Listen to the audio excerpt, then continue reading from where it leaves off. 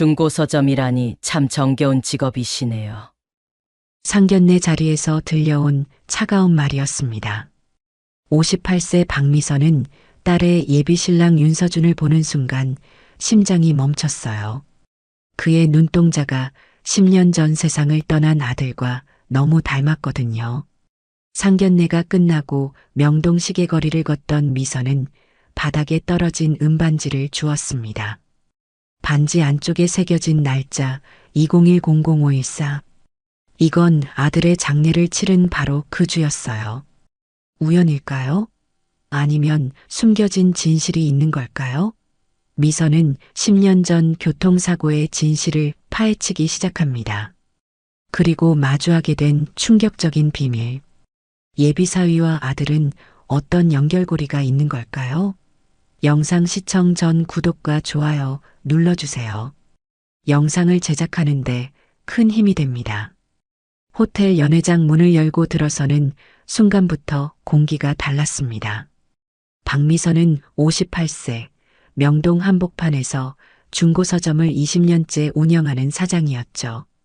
오늘은 딸 지우의 상견례 날이었습니다. 상대 집안은 건설사 전무 최강표의 가족이었어요. 미선은 단정한 한복 차림으로 자리에 앉았습니다. 그런데 상대 쪽 어머니가 메뉴판을 보더니 웨이터에게 말했습니다. 저희는 특선 코스로 하고요. 저쪽 분들은 일반 세트로 주세요. 미선은 순간 귀를 의심했죠. 딸 지우가 당황한 표정으로 어머니를 바라봤습니다. 최강표가 웃으며 끼어들었어요. 중고서점이라니 참 정겨운 직업이시네요. 요즘 그런 가게 보기 힘든데 말이죠. 말투는 부드러웠지만 속내는 달랐습니다. 미선은 그냥 미소만 지었어요. 상견례는 계속 이상한 방향으로 흘러갔습니다. 예비신랑 윤서준에 대한 이야기가 나왔을 때였죠. 최강표의 부인이 물었습니다. 서준 씨 부모님은 어떤 일 하시나요? 서준은 차분하게 대답했습니다. 보육원에서 자랐습니다. 부모님은 모릅니다. 순간 테이블에 침묵이 흘렀어요. 최강표의 부인이 찻잔을 내려놓으며 말했습니다. 아니 그럼 혼사를 어떻게 진행하나요? 신랑 측 하객은요? 지우가 목소리를 높였습니다.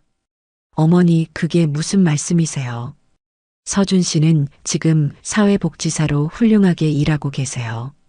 하지만 상대편은 코웃음만 쳤죠. 미선은 그 순간 서준의 얼굴을 자세히 봤습니다.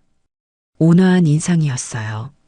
그런데 그 눈동자가 묘하게 익숙했습니다. 가슴이 덜컥 내려앉았죠. 10년 전 세상을 떠난 아들의 눈빛이 겹쳐 보였습니다. 미선은 테이블 밑에서 손을 꽉 쥐었어요.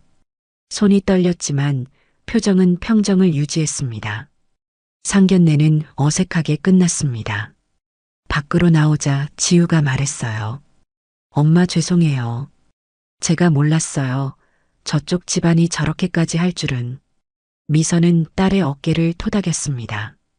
괜찮아, 내 선택을 믿는다. 서준 씨는 좋은 사람 같더라. 지우와 서준이 먼저 떠났습니다. 미선은 혼자 명동 거리를 걸었어요. 시계거리 시계탑 앞을 지날 때였습니다. 바닥에 뭔가 반짝이는 게 보였죠. 은반지였어요. 미선은 반지를 주워들었습니다. 안쪽을 보니 각인이 있었어요. 2010.05 14. 심장이 쿵 내려앉았습니다. 그 날짜는 아들 장례를 치른 주였죠. 미선은 반지를 주머니에 넣고 집으로 향했습니다. 이튿날 미선은 단골 사우나에 갔습니다. 동네 윤 여사가 반갑게 인사했어요. 사장님 오랜만이네요. 요즘 어떻게 지내세요? 미선은 간단히 근황을 나눴죠. 윤 여사가 목소리를 낮추며 말했습니다. 사장님 남편분 최 전무님이시죠? 요즘 재개발 건으로 오미정 복지재단이랑 일 많이 한다던데요. 미선은 귀를 기울였습니다. 윤 여사가 계속 말했어요. 제 조카가 시청에서 일하는데요. 그쪽 재단이 요양원 부지 땅을 헐값에 받았대요. 최 전무님 회사가 공사 맞고요. 뭔가 연결고리가 있나 봐요. 미선은 담담하게 물었습니다. 그게 언제부터였나요? 윤 여사가 생각하더니 대답했죠. 한 10년 전부터래요. 뭐 정확한 건 모르겠지만요. 미선은 고개를 끄덕였습니다. 사우나를 나와 차에 앉았어요. 10년 전이라는 말이 머릿속을 맴돌았습니다. 아들의 사고도 10년 전이었죠. 미선은 핸드백에서 오래된 수첩을 꺼냈습니다. 사고 당시 기록이 적혀 있었어요. 고갯길 커브 사각지대 CCTV 없음. 목격자 없음. 미선은 수첩을 덮고 시동을 걸었습니다. 지방신문사로 향했어요. 편집장 장혜룡은 미선의 오랜 지인이었습니다. 사장님 웬일이세요? 장혜룡이 반겼죠. 미선은 본론을 꺼냈습니다. 편집장님 부탁이 있어요. 2010년 5월 교통사고 기사 찾아주실 수 있나요? 제 아들 사고요. 장혜룡은 진지한 표정이 됐습니다. 그럼요, 기다려보세요. 1시간 후 장혜룡이 파일을 들고 왔어요. 여기 있습니다. 그런데 사장님 이거 보세요. 당시 독자 제보 중에 묻힌 게 있네요. 복지재단 관계 차량을 봤다는 내용이에요.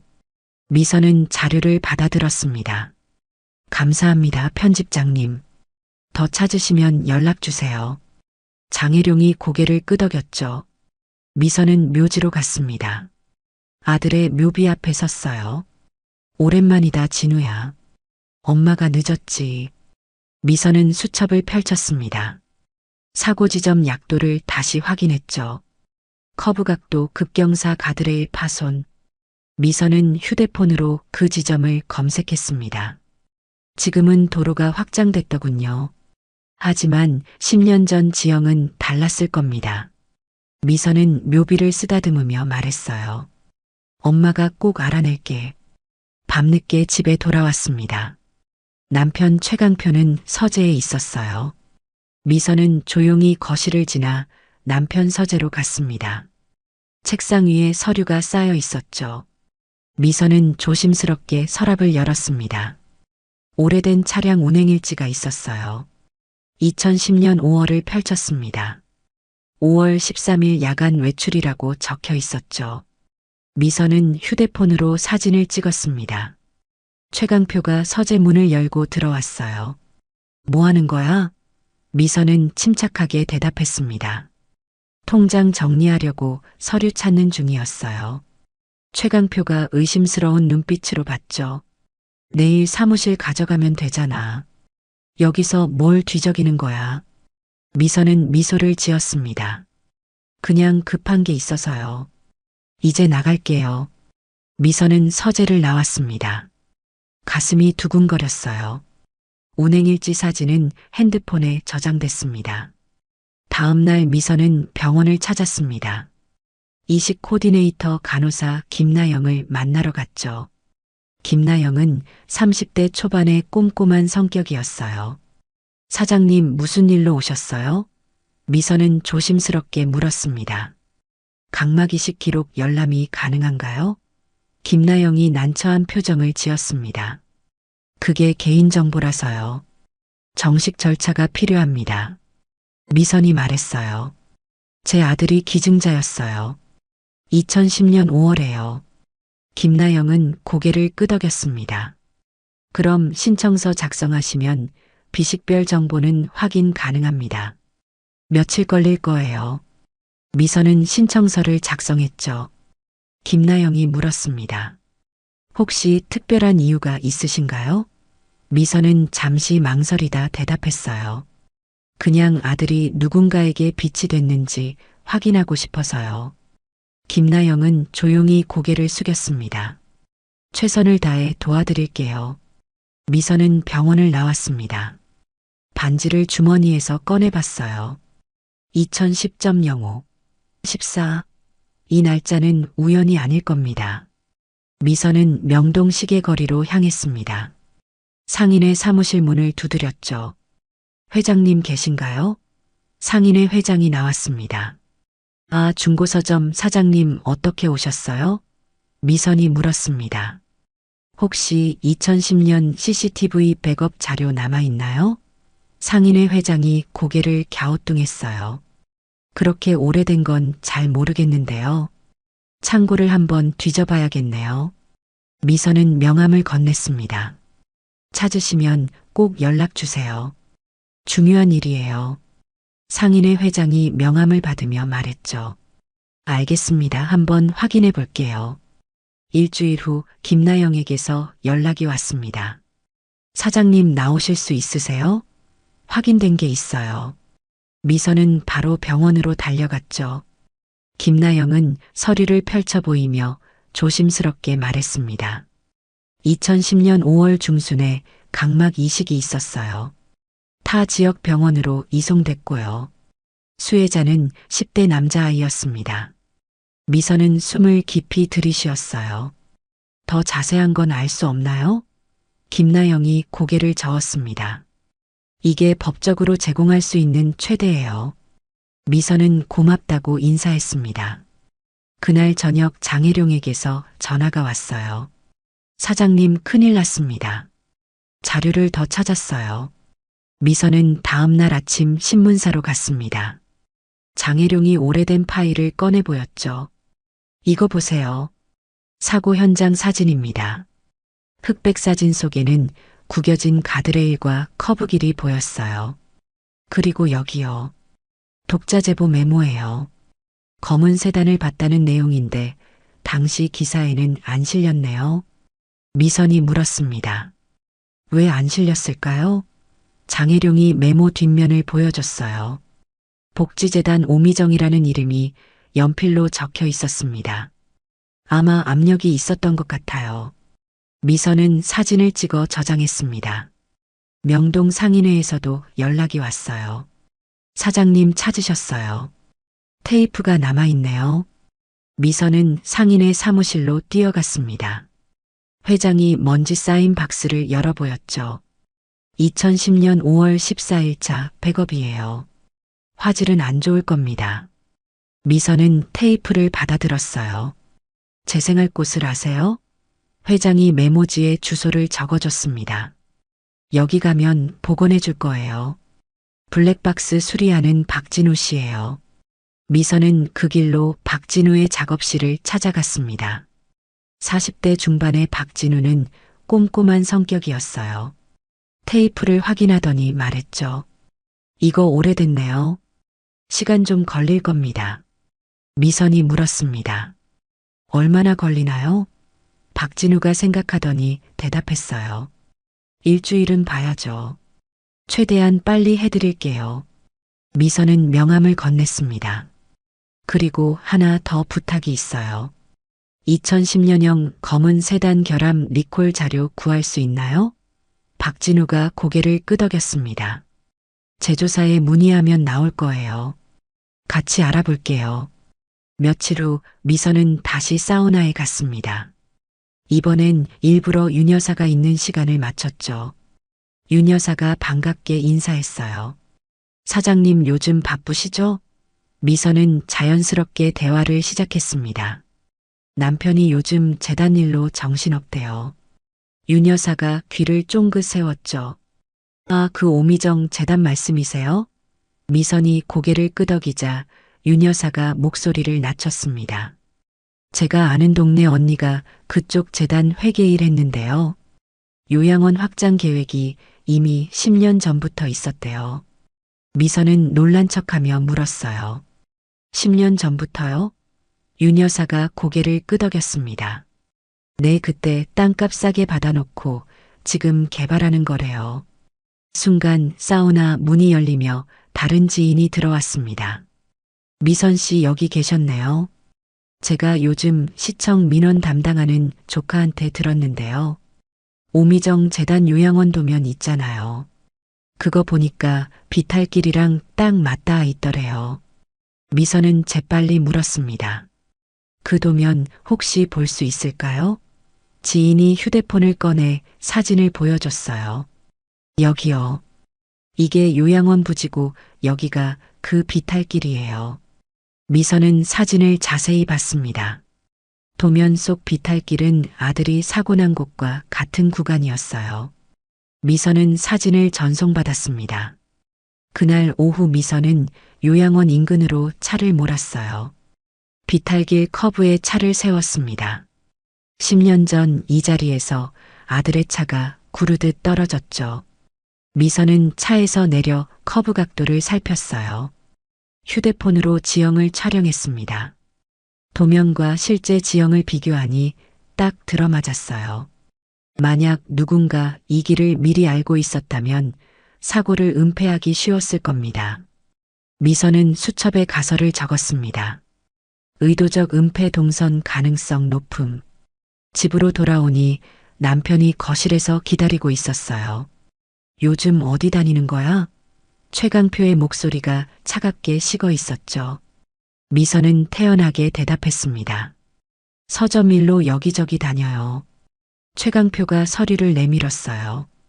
가족명의 통장 이체 내역 정리해. 다음 주까지 필요해. 미선은 서류를 받지 않았습니다. 지금은 바빠요. 나중에 할게요. 최강표의 표정이 굳었죠. 뭐, 지금 내 말 안 듣겠다는 거야? 미선은 침착하게 말했습니다. 바쁘다니까요. 그리고 방으로 들어가 문을 닫았어요.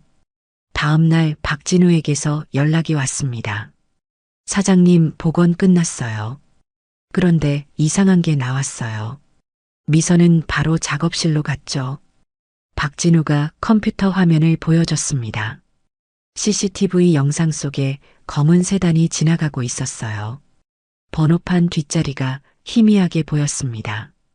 그런데 사장님, 이것 좀 들어보세요. 박진우가 오디오 파일을 재생했어요. 잡음 사이로 여자 목소리가 들렸습니다. 오늘만 넘기면 돼. 미선은 몸이 굳었습니다. 이게 뭐죠? 박진우가 설명했어요. CCTV의 근처 차량 블랙박스 음성이 같이 녹음된 것 같아요. 시간대를 보니까 사고 당일이에요. 미선은 녹음 파일을 전송받았습니다. 그리고 물었죠. 리콜 자료는 어떻게 됐나요? 박진우가 서류를 건네서요. 제조사에서 받았습니다. 2010년형 브레이크 결함이 있었대요. 미선은 서류를 꼼꼼히 읽었습니다. 그날 밤 미선은 재단 유선 번호를 검색했어요. 녹취 파일 속 배경 소음과 국번을 비교했습니다. 패턴이 일치했죠. 미선은 모든 자료를 USB에 저장하고 외부 은행 금고에 보관했습니다. 미선은 김나영을 다시 만났습니다. 김나영이 조심스럽게 입을 열었어요. 사장님, 비식별 정보로 확인된 게 있어요. 2010년 5월 중순 각막 이식 수혜자는 보육원 출신 10대 남자아이였습니다. 미선의 심장이 빠르게 뛰었죠. 보육원이요? 김나영이 고개를 끄덕였습니다. 네, 당시 기록상으로는 그렇게 나와 있어요. 미선은 고맙다는 인사를 하고 병원을 나왔습니다. 차 안에서 서준의 얼굴이 떠올랐어요. 보육원 출신이라고 했던 그 말이 귓가에 맴돌았죠. 미선은 시청 민원실로 향했습니다. 주민등록 발급 이력을 조회할 수 있냐고 물었어요. 직원이 신분증을 확인하더니 말했습니다. 본인 외 타인 정보는 법정 대리인이나 특별한 경우만 가능합니다. 미선은 공공 데이터 포털에서 보호시설 기록을 검색했어요.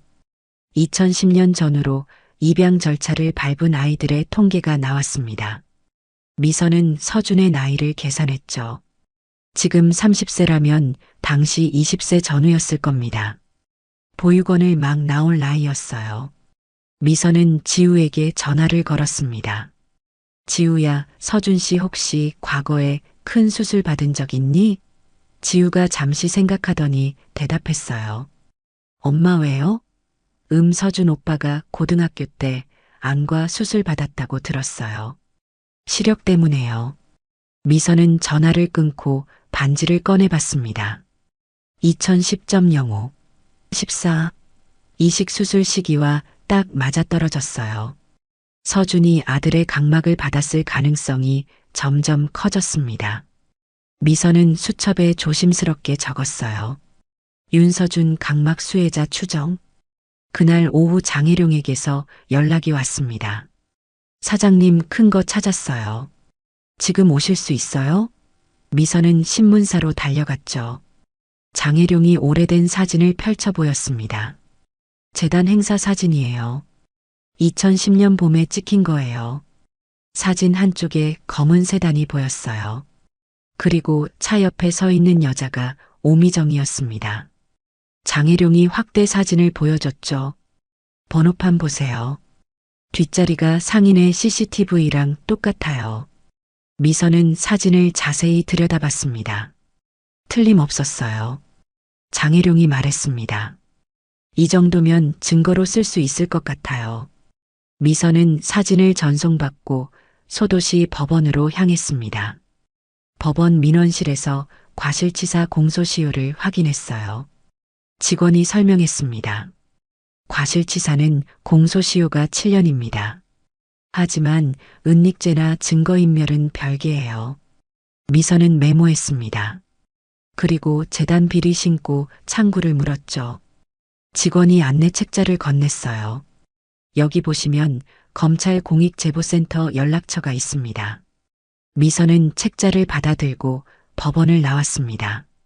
집으로 돌아오니 최강표가 서재에서 뭔가를 태우고 있었어요.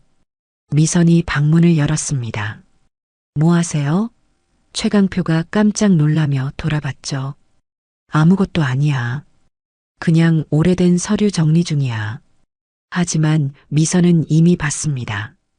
복지재단 기부 약정서라는 글자가 타다 남은 종이에 보였어요. 미선은 아무 말 없이 방을 나왔습니다. 사실 미선은 이틀 전에 이미 그 서류를 복사해뒀죠. 장혜룡의 신문사 금고에 맡겨놨습니다. 최강표는 모르고 있었어요. 미선은 방에 들어가 노트북을 켰습니다. 보육원 관련 자료를 더 검색했어요. 그러다가 한 보육원 홈페이지에서 오래된 사진첩을 발견했습니다. 2010년 봄 행사 사진이었어요. 미선은 사진을 하나씩 넘겨봤습니다. 그때 한 장의 사진이 눈에 들어왔죠. 침대에 누워있는 10대 남자아이였어요. 눈에 붕대를 감고 있었습니다. 그런데 손에 뭔가 끼워져 있었어요. 은반지였습니다. 미선은 화면을 확대했죠. 반지 모양이 자신이 주운 것과 똑같았어요. 미선은 숨이 막혔습니다. 사진 설명란을 봤어요. 서준이의 회복을 응원합니다. 미선은 의자에 기대 앉았습니다. 모든 퍼즐이 맞춰지는 순간이었어요. 서준은 아들의 각막을 받은 수혜자였습니다. 미선은 눈물이 핑 돌았지만 참았죠. 이제 확실해졌습니다. 서준은 아들과 혈연은 아니지만 각막으로 연결된 인연이었어요. 미선은 수첩을 펼쳤습니다. 그리고 적었죠. 윤서준 각막 수혜자 확정. 지우 혼사 지지. 그 아래 줄에 다른 내용을 적었습니다. 최강표 오미정 사고 은폐 공모 가능성. 재단 건설사 결탁 구조. 미선은 화살표를 그으며 연결고리를 정리했어요. 오미정에서 최강표로, 최강표에서 건설사로, 건설사에서 다시 재단으로. 완전한 고리였습니다. 미선은 노트북을 닫고 창밖을 바라봤어요. 명동 시계탑이 멀리 보였습니다. 이제 모든 걸 공개할 시간이 다가오고 있었죠. 시청 앞 광장에는 사람들이 모여들고 있었습니다. 오늘은 복지재단 기부금 행사가 열리는 날이었어요. 지역 방송사가 생중계를 준비하고 있었죠. 미선은 관객석 뒤쪽에 조용히 앉았습니다. 손에는 USB가 들려 있었어요. 안에는 녹취 파일과 CCTV 스틸컷이 담겨 있었습니다. 장혜룡도 기자석에 앉아 있었어요. 행사 전날 장혜룡은 사회자에게 메일을 보냈습니다. 과거 재단 기사 정정 요청과 함께 공익 제보 내용이 담겨 있었죠. 법률 자문도 받았습니다. 허위사실 유포가 아닌 진실 규명임을 확인했어요. 무대에 오미정이 올라왔습니다. 55세의 오미정은 화려한 정장 차림이었어요. 여러분 감사합니다. 저희 재단은 지난 15년간 투명하게 운영됐습니다. 오늘 발표할 요양원 확장 계획도 지역사회를 위한 거예요. 박수 소리가 터져 나왔습니다. 이어서 최강표가 무대에 올랐어요. 건설사 명의의 기부 증서를 들고 있었죠. 저희 회사는 지역 발전을 위해 늘 노력해왔습니다. 이번 기부금도 그 일환입니다. 최강표가 오미정에게 증서를 건넸습니다. 카메라 플래시가 터졌어요. 그때 미선이 자리에서 일어났습니다. 잠깐만요. 미선의 목소리가 광장에 울려 퍼졌죠. 사람들이 일제히 뒤를 돌아봤습니다. 오미정이 미간을 찌푸렸어요. 누구세요? 미선은 천천히 무대로 걸어갔습니다. 저는 박미선입니다. 10년 전 교통사고로 아들을 잃은 엄마예요. 오미정의 표정이 굳었습니다. 그게 여기랑 무슨 상관이죠? 미선이 USB를 꺼내 들었어요. 이 안에 2010년 5월 14일 증거가 있습니다. 사고 현장 인근 CCTV 영상이에요. 검은 세단이 찍혀 있죠. 미선은 준비해온 노트북을 무대 스크린에 연결했습니다. 화면에 검은 세단이 지나가고 있었어요. 번호판이 희미하게 보였습니다. 그리고 이건 재단 행사 사진이에요. 같은 차량이 찍혀 있습니다. 오미정 이사장님 차죠. 관중석이 술렁이기 시작했어요. 오미정이 손을 저었습니다. 말도 안 돼요. 그건 오래된 일이고 증거도 불확실해요. 미선이 다시 파일을 재생했습니다. 오늘만 넘기면 돼. 여자 목소리가 스피커로 흘러나왔어요. 이건 블랙박스에서 복원된 음성입니다. 사고 당일 녹음됐어요. 시간대도 정확히 맞아떨어져요. 미선은 반지를 꺼내 들었습니다. 그리고 이 반지 보이시죠? 2010년 5월 14일이 각인돼 있어요. 제 아들 장례 주간이에요. 사고 날짜와 이 녹음과 차량이 모두 연결됩니다. 관중석 앞쪽에서 70대 할머니가 손을 들었습니다. 저 그날 봤어요. 검은 차가 급하게 지나가는 거요. 커브길 쪽으로요. 할머니의 목소리가 떨렸지만 또렷했어요. 저도 이상하다 생각했는데 누구한테 말도 못했어요. 미선이 고개를 숙여 인사했습니다. 증언 감사합니다. 오미정이 마이크를 잡았어요. 여러분 오해입니다. 설령 그 차가 우리 재단 거라 해도 사고와는 무관해요. 그날 행사가 있었고 직원이 운전했을 뿐이에요. 미선이 또 다른 서류를 꺼냈습니다. 그럼 이건 어떻게 설명하시겠어요? 2010년형 세단 브레이크 결함 리콜 공문입니다. 제조사에서 받은 거예요. 재단은 이 결함을 알고도 차량을 계속 운행했어요. 오미정의 얼굴이 창백해졌죠. 순간 오미정이 말을 바꿨습니다. 사실은 회계 전산에 오류가 있었습니다. 기부금 처리 과정에서 실수가 있었어요. 관중이 다시 술렁였습니다. 오미정이 재빨리 덧붙였어요. 하지만 이건 하청 직원이 개인적으로 저지른 일탈이에요. 재단 차원의 문제는 아닙니다. 미선은 냉정하게 말했습니다. 직원 책임이요? 그럼 재단과 건설사의 기부 약정은 뭐죠? 10년 전부터 이어진 거래 말이에요. 요양원 부지를 헐값으로 받고 건설사가 공사 맡은 거요. 미선은 서류를 하나씩 펼쳤습니다. 여기 약정서 사본 있어요. 날짜 보세요. 최강표가 무대로 뛰어 올라왔습니다. 여보, 그만해. 이건 가정사야. 여기서 이러면 안 돼. 미선은 남편을 똑바로 봤어요. 가정사요? 우리 아들 목숨이 가정사인가요? 당신 서재에 숨겨둔 운행일지도 봤어요. 사고 전날 야간 외출 기록 말이에요. 최강표가 말문이 막혔습니다. 미선은 주머니에서 종이를 꺼냈어요. 이건 고발장 예고입니다. 증거인멸과 업무상 과실치사 은폐 혐의로 검찰에 제출할 거예요. 카메라가 미선의 손에 든 반지를 클로즈업했습니다. 명동 시계탑 사진과 반지가 화면에 교차로 떴어요. 장혜룡은 그 장면을 캡처해 기사에 실시간으로 삽입했습니다. 생중계 화면이 온라인으로 퍼져나갔죠. 댓글이 실시간으로 올라오기 시작했어요. 오미정이 비틀거렸어요. 저는 아무것도 모릅니다. 법무팀에 연락하겠어요. 미선은 차분하게 말했습니다. 그러세요. 저도 변호사 선임했어요. 법정에서 봅시다. 광장이 소란스러워졌습니다. 기자들이 오미정과 최강표를 에워쌌어요. 일주일 후 소도시 법원에서 가처분 신문이 열렸습니다. 오미정의 법무팀이 명예훼손으로 미선을 고소한 거였어요. 법정에 오미정이 들어섰습니다. 재단 변호사가 서류를 제출하며 말했죠. 저희 의뢰인은 사건 당일 운전자가 아니었습니다. 알리바이도 있어요. 변호사가 증거를 내밀었어요.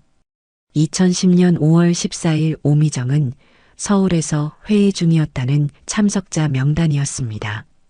미선은 당황하지 않았어요. 그럼 그날 차는 누가 운전했죠? 재단 변호사가 대답했습니다. 그건 저희도 조사 중입니다. 하지만 의뢰인과는 무관해요. 재판부가 증거 검토를 지시했습니다. 그날 저녁 박진우에게서 긴급 연락이 왔어요. 사장님 큰일 났어요. 추가 복원했는데 뭔가 더 나왔어요. 미선은 바로 작업실로 달려갔습니다. 박진우가 헤드폰을 건넸죠. 들어보세요. 녹취 파일이 재생됐습니다. 여자 목소리 뒤로 낮은 남자 목소리가 겹쳐 들렸어요. 알았어, 내가 처리할게. 미선의 심장이 뛰었습니다. 이게 누구 목소리죠? 박진우가 화면을 보여줬어요. 통화 이력 분석했는데요. 이 시간대에 최 전무님 개인 휴대폰 번호가 찍혀 있어요. 미선은 숨을 깊이 들이쉬었습니다. 남편이었어요. 다음 날 장혜룡이 신문사로 미선을 불렀습니다. 사장님, 이것 좀 보세요. 장혜룡이 오래된 서류를 펼쳤어요. 건설사 2010년 대형 프로젝트 일정표예요.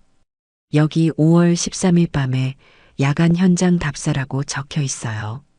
미선이 눈을 크게 떴습니다. 최 전무 이름도 있네요.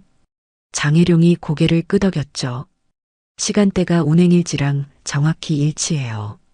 미선은 사진을 찍었습니다.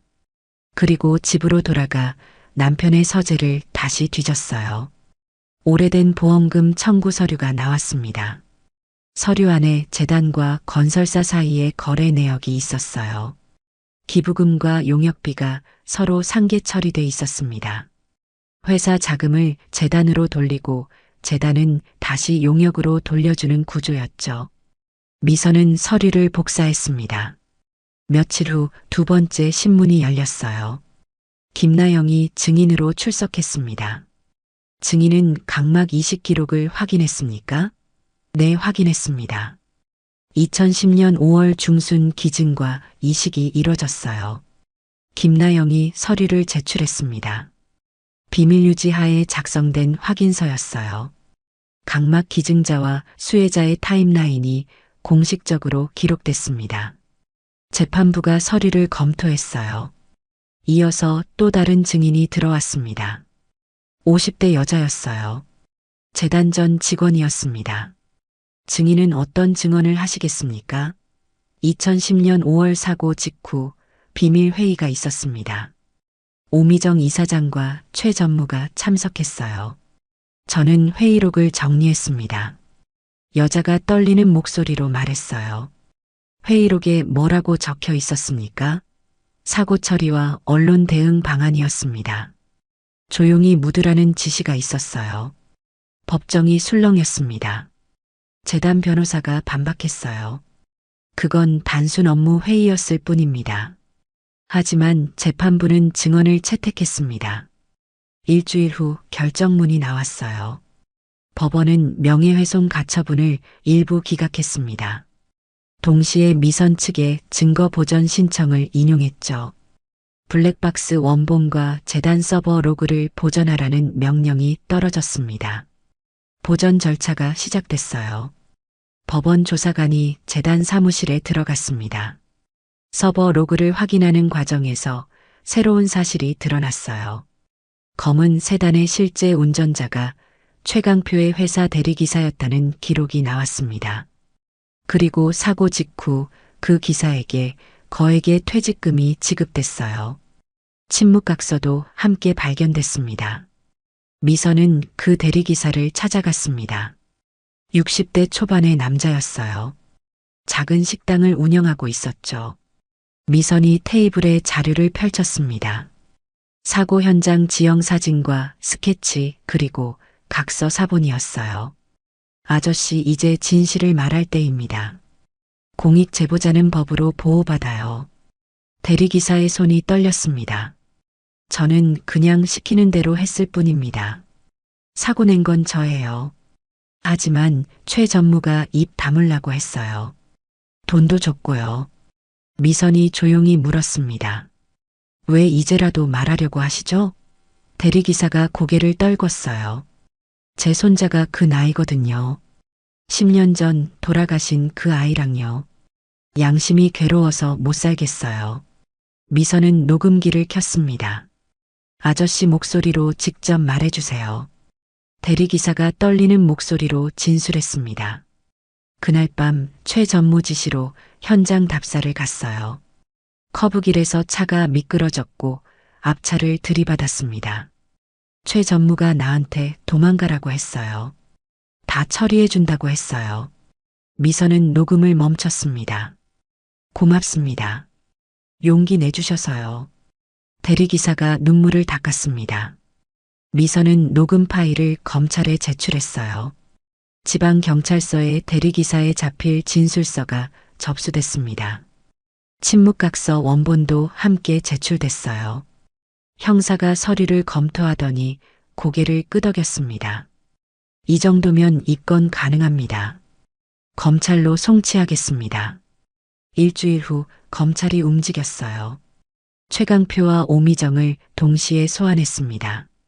혐의는 업무상 과실치사 및 증거인멸 교사였죠. 검사가 조사실에서 물었습니다. 피의자는 2010년 5월 13일 밤 어디 있었습니까? 최강표가 대답했어요. 현장 답사를 갔습니다. 그럼 사고 사실을 알고 있었습니까? 최강표는 입을 다물었습니다. 변호인과 상의하겠습니다. 오미정도 같은 날 조사를 받았어요. 피의자는 사고 은폐에 관여했습니까? 아닙니다. 저는 서울에 있었어요. 하지만 검사는 재단 회계 자료를 내밀었습니다. 기부금과 용역비 상계 내역이 있는데요. 이게 뭡니까? 오미정이 당황했죠. 그건 정상적인 거래였습니다. 검사가 고개를 저었어요. 정상 거래라면 왜 비밀 회의를 했습니까? 증인 진술이 있습니다. 그날 저녁 장혜룡은 특집 기사를 완성했습니다. 제목은 10년 만에 드러난 진실이었어요. 기사에는 4가지 축이 있었습니다. 사고 현장 사진 운행일지와 각서, 녹취 파일, 지형 분석 자료. 장혜룡이 이 모든 걸 도식화해서 정리했어요. 연결고리가 한눈에 보였습니다. 기사가 나가자 지역이 들끓었어요. 시청 앞 광장에 시민들이 모이기 시작했습니다. 재단 회계 투명성을 요구하는 피켓이 올라갔죠. 노년층 자원봉사자들이 릴레이 증언을 시작했어요. 70대 할머니가 마이크를 잡았습니다. 저는 10년 전 그날 밤을 기억합니다. 검은 차가 너무 빨리 달렸어요. 다른 봉사자도 증언했습니다. 재단 회계가 이상했어요. 기부금이 제대로 쓰이지 않았거든요. 증언 영상이 지역 방송에 송출됐습니다. 여론이 들끓자 법원이 움직였어요. 최강표와 오미정에게 출국금지 명령이 내려졌습니다. 동시에 재단 회계의 특별감사가 시작됐죠. 감사관들이 재단 사무실로 들어갔습니다. 장부를 하나씩 검토했어요. 허위 기부금 상계 내역이 속속 드러났습니다. 며칠 후 미선이 기자회견을 열었습니다. 지역 신문사 회의실이 기자들로 가득 찼어요. 플래시가 터졌습니다. 미선은 단상에 섰어요. 손에 반지를 들고 있었죠. 여러분, 이 반지를 보세요. 2010년 5월 14일이 새겨져 있습니다. 제 아들의 장례 주간이에요.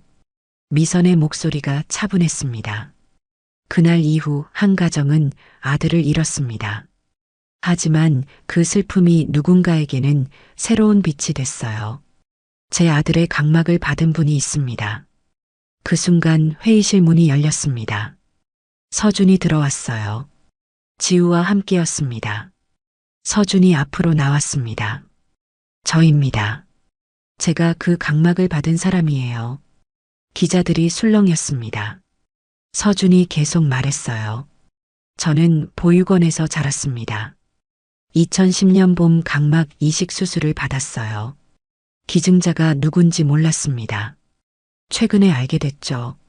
서준의 눈에 눈물이 맺혔습니다. 기증자 어머님께 감사드립니다. 제가 세상을 볼 수 있게 해주셨어요. 미선이 서준에게 다가갔습니다. 두 사람이 포옹했어요. 카메라 플래시가 쉴 새 없이 터졌습니다. 서준이 마이크를 잡았습니다. 결혼은 혈연과 무관한 약속입니다. 저와 지우는 새로운 가족을 만들 거예요. 기증자의 어머니가 저희를 인정해 주셨습니다. 회의실이 박수로 가득 찼어요. 그날 저녁 최강표가 기자 앞에 섰습니다. 하지만 잘못을 인정하지 않았어요. 저는 회사 업무를 처리했을 뿐입니다. 사고와는 무관해요. 기자가 물었습니다. 그럼 대리기사 진술은 거짓입니까? 최강표가 말을 돌렸죠. 그건 기사 개인 판단이었어요. 하지만 그날 밤 회사 이사회 의사록이 유출됐습니다. 익명의 제보자가 언론사에 보낸 거였어요. 의사록에는 재단과의 비밀거래 내용이 적혀 있었습니다. 기부금으로 위장한 용역비 지급 내역도 있었죠. 여론은 더욱 싸늘해졌습니다. 오미정도 변명했어요. 저는 요양원 환자들을 보호하려 했을 뿐입니다. 선처를 부탁드립니다. 하지만 특별감사 결과가 발표됐습니다. 재단 회계장부에 수억 원대 허위 기부금 상계가 확인됐어요. 요양원 확장 명목으로 받은 돈이 제대로 쓰이지 않았습니다. 검찰이 구속영장을 청구했어요. 법원은 영장 심사에 들어갔습니다. 도주 우려와 증거인멸 가능성을 검토했죠.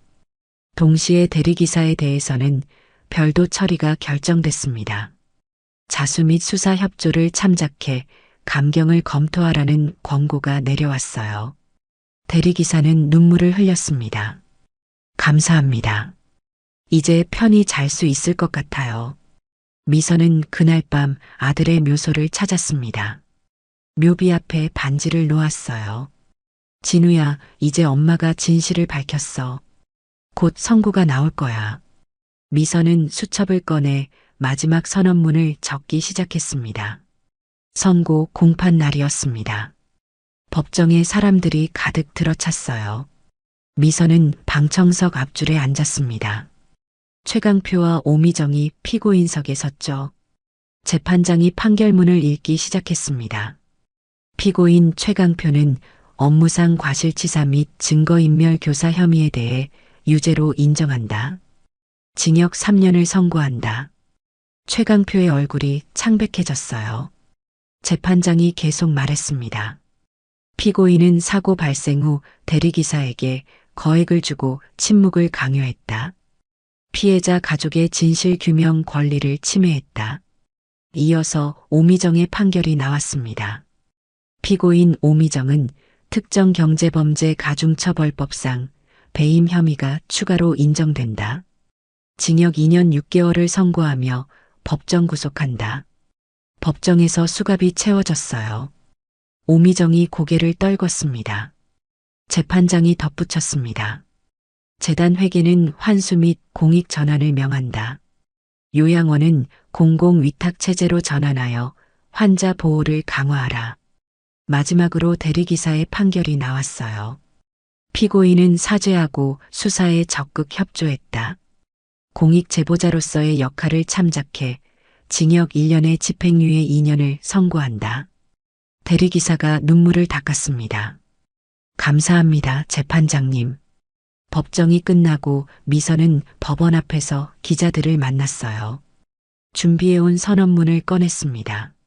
미선이 또박또박 읽기 시작했어요. 상실은 가리거나 돈으로 대체할 수 없습니다. 10년 동안 저는 아들을 잃은 슬픔을 혼자 견뎠어요. 하지만 이제 진실이 밝혀졌습니다. 미선의 목소리가 떨렸지만 힘이 있었습니다. 제 아들의 각막은 한 청년에게 빛이 됐어요. 그 청년은 이제 제 사위가 될 겁니다. 슬픔이 새로운 가족으로 이어졌습니다. 기자들이 연신 사진을 찍었어요. 미선이 계속 말했습니다. 저는 지역사회에 부탁드립니다. 도로 안전 표지를 확충하고 CCTV 사각지대를 개선해 주세요. 더 이상 같은 비극이 반복되지 않도록요. 그날 저녁 시청에서 긴급회의가 열렸습니다. 시의원들이 미선의 제안을 검토했어요. 한 시의원이 말했습니다. 시민청원이 3,000명을 넘었습니다. 도로 안전 개선안을 통과시키겠습니다. 박수가 터져 나왔어요. 2달 후 지우와 서준의 결혼식이 열렸습니다. 예식장 창밖으로 명동 시계탑이 보였어요. 미선이 선택한 장소였죠. 서준이 지우에게 반지를 끼워줬습니다. 반지 안쪽에는 새로운 날짜가 새겨져 있었어요. 오늘 날짜였습니다. 새로운 시작이라는 뜻이었죠. 주례가 말했습니다. 이 두 사람은 운명으로 만났습니다. 슬픔이 희망으로 바뀐 인연입니다. 하객들이 박수를 쳤어요. 식이 끝나고 미선은 서준을 따로 불렀습니다. 조용한 방으로 들어갔어요. 미선이 작은 상자를 꺼냈습니다. 서준아, 이거 받아줄래? 상자 안에는 2010.05 14가 새겨진 원본 반지가 있었어요. 서준이 떨리는 손으로 받았습니다. 어머니, 이건 제가 가져도 되나요? 미선이 고개를 끄덕였어요. 네, 이제 내 거야. 기증자의 빛을 누군가에게 전달하는 게 슬픔을 견디는 가장 단단한 방식이더라. 서준이 반지를 가슴에 꼭 안았습니다. 평생 소중히 간직하겠습니다. 장혜룡은 신문사에서 마지막 특집 기사를 완성하고 있었어요. 제목은 슬픔이 희망이 되기까지였습니다. 기사에는 미선의 추적 과정과 법정 결과가 상세히 담겼어요. 장혜룡이 마침표를 찍으며 말했습니다. 이게 진짜 저널리즘이지. 김나영은 병원 로비에 새로운 안내 책자를 비치했습니다. 각막 기증과 수혜에 관한 안내서였어요. 표지에는 빛을 나누는 용기라는 문구가 적혀 있었습니다. 한 환자가 책자를 집어들었어요. 이거 신청은 어떻게 하나요? 김나영이 친절하게 설명했습니다. 여기 양식이 있어요. 언제든 문의 주세요. 미선은 중고서점으로 돌아왔습니다. 서점 한쪽 구석에 작은 선반을 만들었어요. 추모 선반이라는 팻말을 달았습니다. 선반 위에 반지 사진과 명동 시계탑 사진을 놓았어요. 그 옆에 교통안전 안내 리플렛도 함께 비치했습니다. 손님이 들어와 선반을 보더니 물었어요. 사장님, 이게 뭐예요? 미선이 잠시 멈칫하다 대답했습니다. 제 아들 이야기예요. 그리고 우리 모두의 안전 이야기죠. 손님이 리플렛을 집어들었습니다. 가져가도 될까요? 미선이 미소 지었어요. 그럼요, 가져가세요.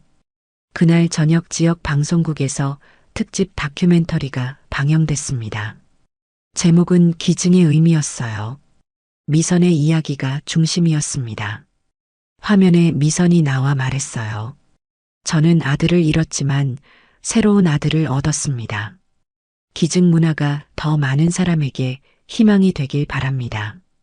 방송을 본 노년 시청자들이 댓글을 달기 시작했어요. 저도 기증 신청하겠습니다. 용기를 주셔서 감사합니다. 미선은 서점 카운터에 앉아 창밖을 바라봤습니다. 명동 시계탑이 저 멀리 보였어요. 시계바늘이 천천히 움직이고 있었습니다. 사건이 일단락되고 한 달이 흘렀습니다. 미선은 평소처럼 서점 문을 열었어요. 카운터 옆에 택배 상자가 쌓여 있었죠. 미선이 하나씩 뜯기 시작했습니다. 새 책들이 들어 있었어요. 마지막 상자를 열었을 때였습니다. 책이 아니라 낡은 일기장이 나왔어요. 발신인 란이 비어 있었습니다. 미선은 일기장을 집어들었어요. 표지가 낡고 빛바랬습니다. 누가 보낸 걸까요? 미선은 주변을 둘러봤지만 아무도 없었어요. 첫 장을 펼쳤죠. 첫 줄에 이렇게 적혀 있었습니다. 시계가 멈춘 날 약속은 계속된다. 미선의 눈이 커졌어요. 이 문장은 뭘 의미하는 걸까요? 다음 장을 넘겼습니다. 손으로 쓴 글씨들이 빼곡했어요. 필체가 반듯하고 정갈했습니다. 법원 서류 같은 느낌이었죠. 내용을 읽기 시작했습니다. 2015년 3월 장학재단 회계 점검. 기부금 수령 명단과 실제 지급 명단 불일치. 5억 원 규모 차액 발생. 미선은 숨을 멈추고 글을 읽었어요. 다음 장에는 또 다른 내용이 있었습니다. 2017년 9월 복지시설 회계 조작 의심. 재단 이사진과 시의원 연결 정황. 장학금 명목 돈 세탁 가능성. 페이지마다 날짜와 금액 그리고 이름들이 암호처럼 적혀 있었습니다. 미선은 한참을 일기장을 들여다봤어요. 이건 분명 내부 고발자의 기록이었습니다. 미선은 일기장을 덮고 장혜룡에게 전화를 걸었어요. 편집장님, 급한 일이에요. 지금 오실 수 있나요? 30분 후 장혜룡이 서점에 도착했습니다. 미선이 일기장을 건넸죠. 장혜룡이 한 장씩 넘기며 읽었어요. 표정이 점점 굳어졌습니다. 사장님, 이거 심각한데요. 필체 좀 보세요. 장혜룡이 휴대폰을 꺼내 과거 기사를 검색했습니다. 법원 공고문 사진이 나왔어요. 손글씨로 작성된 문서였습니다. 필체가 일기장과 똑같았어요. 법원 직원 중 누군가가 쓴 것 같네요. 미선이 다른 페이지를 펼쳤습니다. 지형 스케치가 그려져 있었어요. 산자락 커브 길이 표시돼 있었습니다. 건물 약도도 함께 그려져 있었죠. 장혜룡이 지도를 펼쳤습니다. 이 지형 아는 곳인데요. 시 외곽 산속이에요. 장학재단 수련원이 그쪽에 있습니다. 미선은 수첩에 메모하기 시작했어요. 장학재단 의심 항목 회계 조작 기부금 횡령 시의원 연결. 장혜룡이 진지하게 말했습니다. 이건 제보해야 됩니다. 시청 시민감사과에 넘겨야 해요. 미선이 고개를 끄덕였어요. 익명으로 제출할게요. 일단 자료 복사부터 하죠. 그날 오후 미선은 복사한 일기장을 봉투에 담았습니다. 며칠 후 지우와 서준이 서점을 찾아왔습니다. 엄마, 저희 결정한 게 있어요. 지우가 밝게 말했죠. 결혼 후 첫 봉사를 요양원에서 하기로 했어요. 환자분들 말벗도 되어드리고 산책도 함께 하려고요. 서준도 거들었습니다. 어머니가 시작하신 일을 저희도 이어가고 싶어요. 기증 문화를 알리는 일도 하고요. 미선이 두 사람의 손을 잡았어요. 고맙다. 그리고 서점에서 정기 캠페인도 하려고요. 지우가 노트를 펼쳐 보였습니다. 매달 첫째 주 토요일에 도로 안전과 기증 문화 교육을 할 거예요. 서준이 덧붙였어요. 제가 사회복지사니까 지역 주민 연결도 도와드릴 수 있어요. 미선의 눈가에 눈물이 맺혔습니다. 너희가 자랑스럽구나. 앞으로 이 일이 더 많은 사람에게 희망이 됐으면 좋겠다. 그날 오후 박진우가 서점으로 찾아왔어요. 손에 자료 뭉치를 들고 있었습니다. 사장님, 제가 만든 거예요. 블랙박스 복원 매뉴얼이랑 노년층 운전자 안전 교육 자료입니다. 미선이 자료를 받아봤어요. 깔끔하게 정리돼 있었습니다. 사진도 많고 설명도 쉬웠어요. 이거 배포해도 될까요? 박진우가 환하게 웃었죠. 그러라고 만든 겁니다. 많이 나눠주세요. 무료로 드리는 거예요. 미선은 박진우의 등을 토닥였습니다. 고마워요. 이런 분들이 있어서 세상이 따뜻한 거예요. 김나영도 연락을 해왔습니다. 사장님 병원에서 기증교육 세션을 정기적으로 열기로 했어요. 지역 주민들 대상으로요. 매달 둘째 주 수요일 저녁에 할 예정이에요. 미선이 고맙다고 인사했어요. 다들 함께 움직여 주셔서 감사합니다. 김나영이 말했죠. 사장님이 시작하신 일이잖아요. 저희는 그냥 따라가는 거예요. 주말에 미선은 명동 시계거리로 나갔습니다. 시계탑 앞에 섰어요. 시계바늘이 천천히 움직이고 있었습니다. 휴대폰으로 시계바늘을 찍었어요. 사진 속 시계는 정확히 2시 10분을 가리키고 있었습니다. 아들이 사고 난 시각이었어요. 미선은 시계탑을 한참 올려다봤습니다. 진우야, 엄마가 잘하고 있지? 이제는 내 빛이 다른 사람들에게도 전해지고 있어. 미선은 서점으로 돌아와 벽면 전시를 준비했어요. 아들의 반지 사진과 시계탑 사진을 나란히 걸었습니다. 그 옆에 교통안전 포스터와 기증 안내 책자를 비치했죠. 손님들이 하나둘 관심을 보이기 시작했습니다.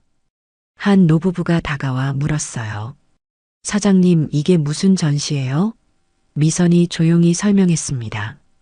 제 아들 이야기예요.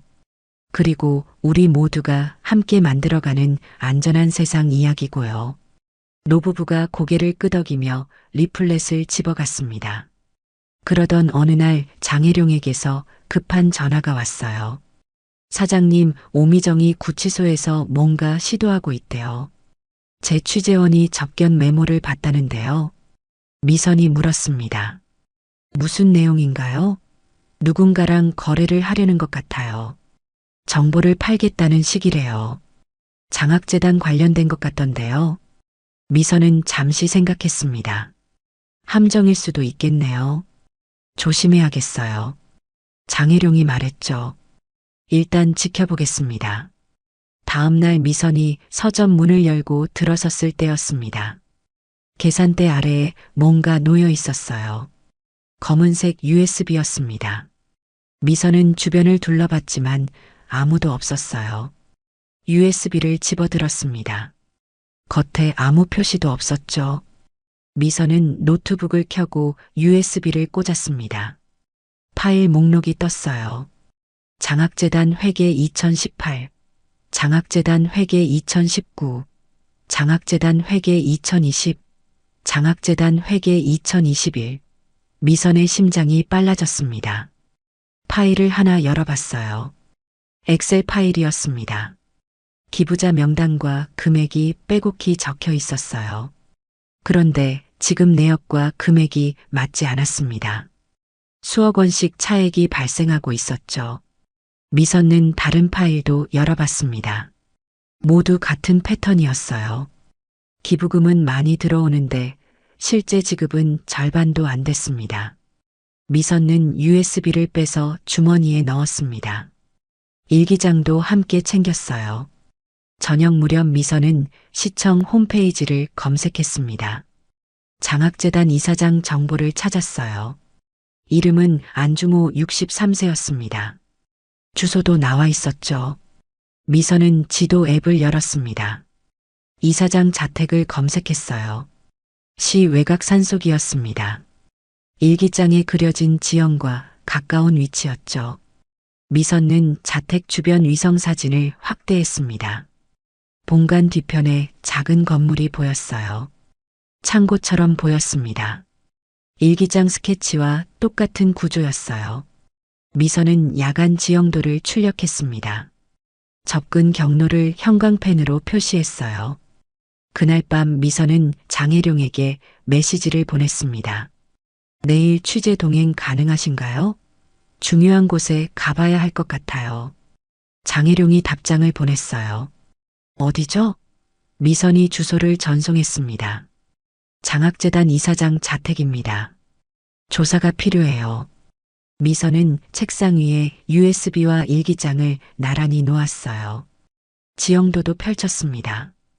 이제 다시 시작이었습니다. 또 다른 진실을 밝힐 시간이었죠. 미선은 창밖을 바라봤습니다. 명동 시계탑이 저 멀리서 빛나고 있었어요. 오늘 이야기가 좋으셨다면 구독과 댓글, 알람 설정 잊지 마시고 소중한 댓글 하나가 정말 큰 힘이 됩니다.